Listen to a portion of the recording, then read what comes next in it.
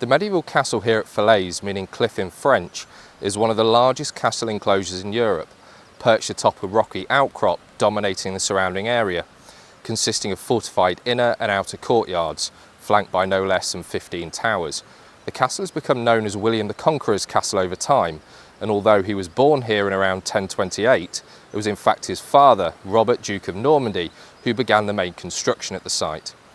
As with many castles, it was upgraded over time, and very little remains of its original structure.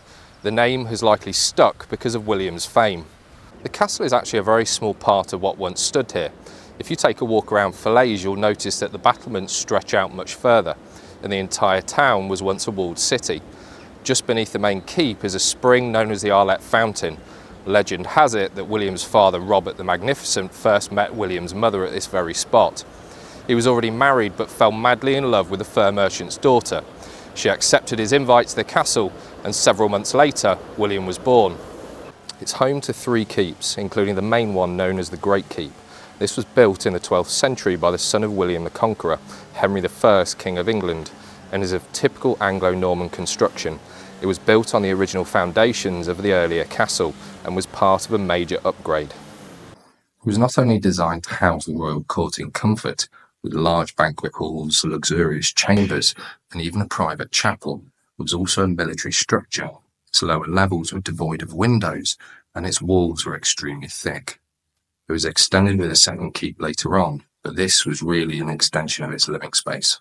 They would show the wealth and power of the dukes at the time, and it's the best preserved of their fortresses in Europe.